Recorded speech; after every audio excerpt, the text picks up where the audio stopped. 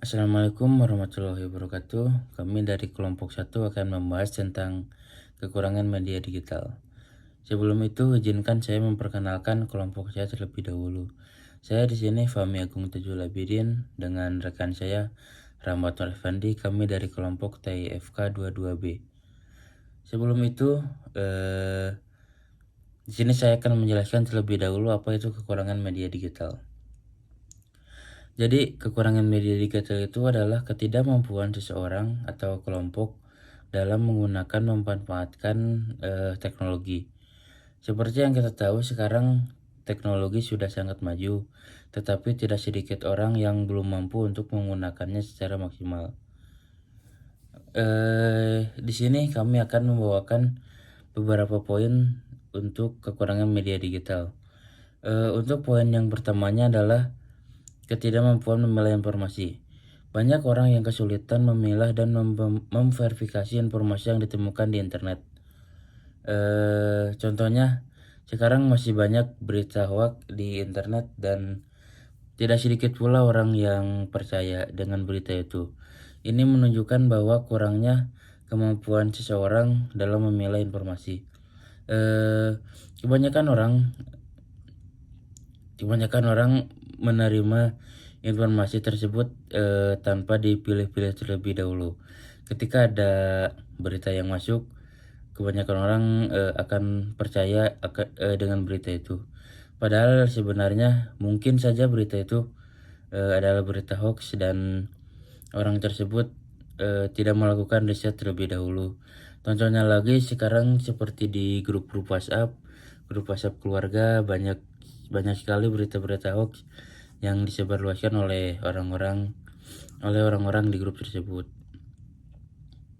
Oke, yang keduanya adalah kekurangan keterampilan pencarian. Literasi digital yang kurang dapat menyebabkan kesulitan dalam melakukan pencarian informasi yang efektif.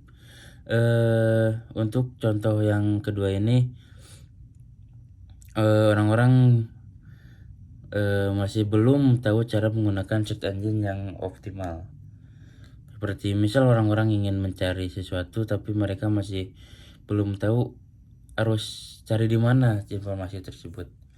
Lalu poin ketiga adalah kurangnya kebijaksanaan digital.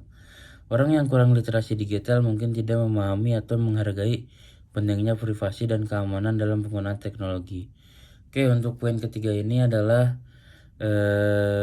mungkin lebih ke phishing ya. Phishing itu adalah web pencurian data kita. Web phishing itu seperti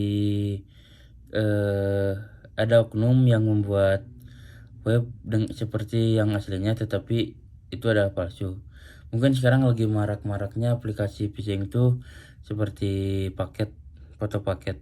Sebenarnya yang isinya itu adalah penipuan untuk membobol saldo bank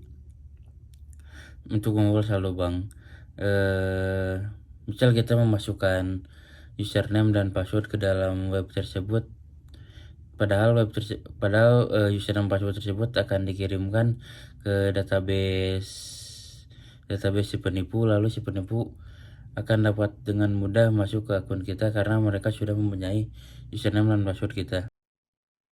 Baik, dalam kesempatan kali ini saya akan menyampaikan dua poin. Yang pertama, pentingnya evaluasi konten pada era digital saat ini. Kemudian yang kedua adalah eh, pentingnya pengawasan orang tua terhadap generasi-generasi muda saat ini. Ya, lalu yang pertama, pentingnya evaluasi konten pada era digital saat ini. Penyebaran informasi yang sangat cepat membutuhkan kemampuan di masyarakatnya, kemampuan dalam mengidentifikasi berita tersebut, apakah berita tersebut berita hoax atau berita real, dan apakah berita tersebut sudah valid kebenarannya atau masih dalam tanda tanya. Nah, kemampuan seperti itu memerlukan literasi digital kepada masyarakat, memerlukan pengetahuan literasi digital. Saya rasa literasi digital di masyarakat sangat-sangat perlu dibutuhkan untuk terutama untuk mengidentifikasi berita tersebut berita real atau berita hoax. Kemudian yang selanjutnya ada mengevaluasi konten-konten berbahaya dan menyesatkan. Tentunya di era digital saat ini banyak platform-platform yang sangat berkembang di konten digital. Salah satu contohnya adalah platform TikTok. Di dalam platform TikTok, saya rasa hampir setiap harinya ada ratusan video terupload, baik berupa eh, foto atau video konten dengan viewer hampir ribuan bahkan setiap harinya.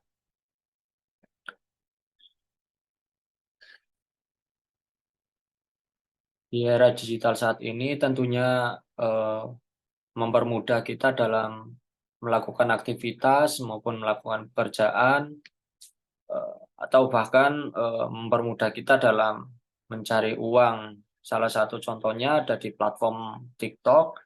Dalam platform TikTok kita dapat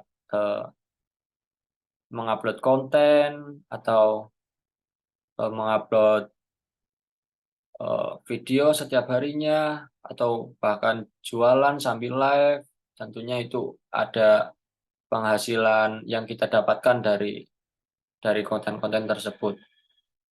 Namun sangat disayangkan mengenai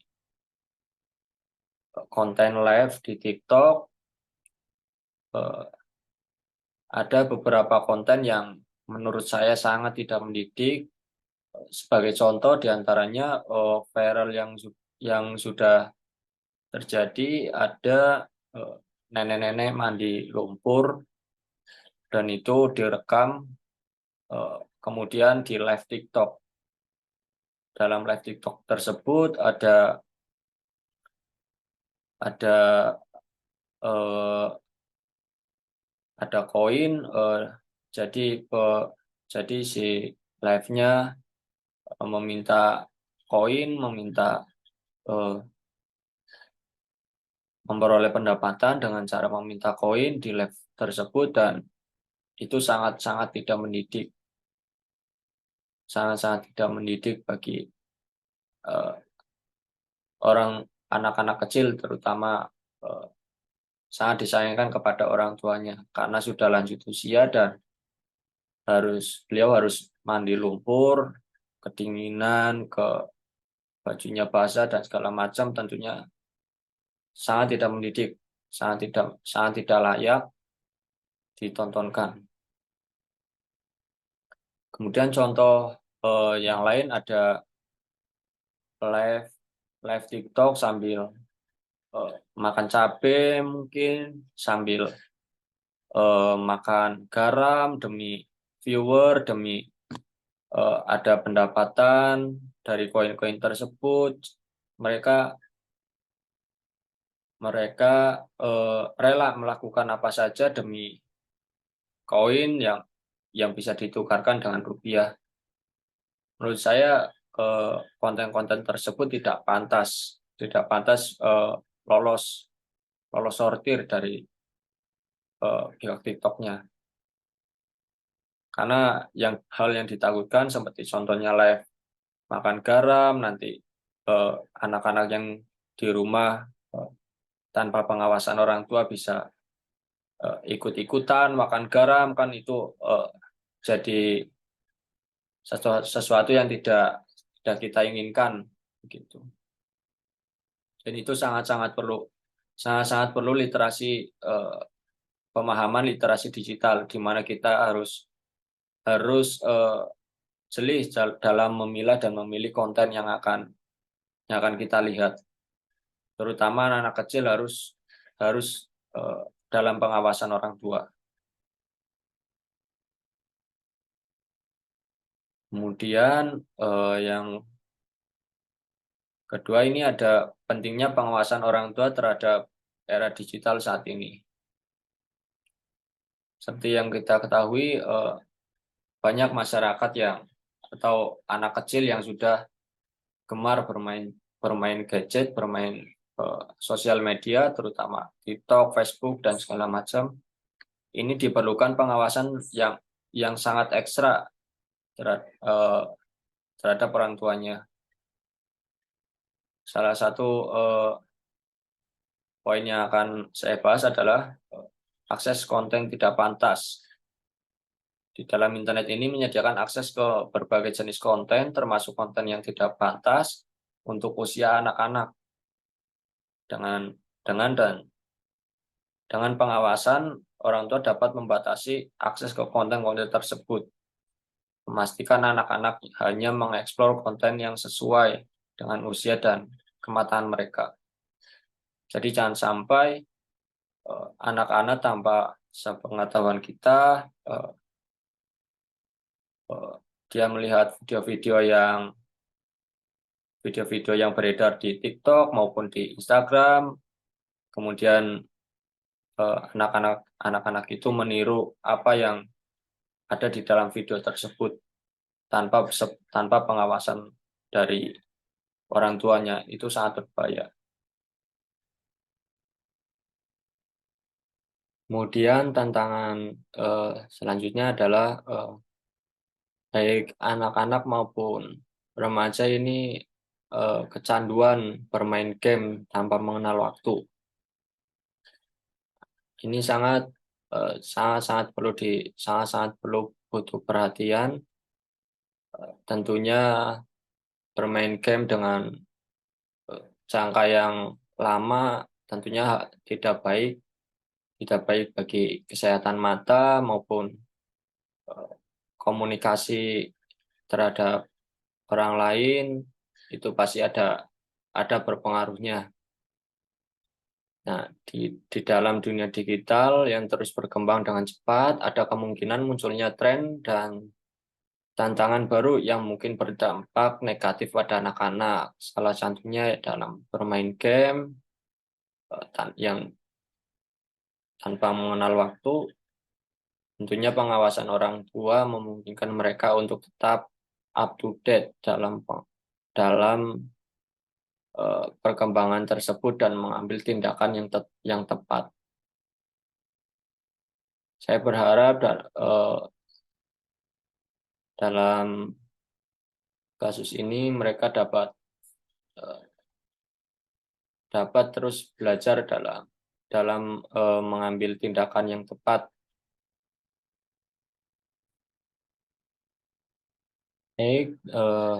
Terakhir yang saya sampaikan adalah kesimpulan terhadap evaluasi konten adalah evaluasi konten merupakan aspek penting dalam mengelola konten digital pada saat ini. Dengan semakin kompleksnya dunia digital, penting bagi para pembuat kebijakan, platform, media sosial, dan pengguna untuk berperan aktif dalam memastikan bahwa konten-konten yang dipublish adalah konten yang akurat, yang aman, dan bermanfaat bagi masyarakat secara keseluruhan. Dengan cara ini, kita dapat memaksimalkan manfaat dari era digital sambil mengurangi risiko dan dampak negatifnya. Kemudian, kesimpulan pengawasan orang tua adalah pengawasan orang tua sangat penting dari pengalaman online anak-anak dan remaja di era digital saat ini. Dengan melibatkan diri secara aktif dalam kehidupan digital anak-anak, orang tua dapat melindungi mereka dari resiko dan bahaya, mendukung pengalaman positif dan pendidikan, serta membantu mereka mengembangkan sikap yang bertanggung jawab dan dalam menggunakan teknologi. Dan tentunya anak-anak akan terus mendapatkan perhatian khusus dari orang tuanya supaya anak-anak lebih tahu memilih mana konten yang baik dan mana konten yang benar, yang salah. Demikian presentasi dari kelompok 1. Kurang lebihnya saya mohon maaf. Terima kasih. Wassalamualaikum warahmatullahi wabarakatuh.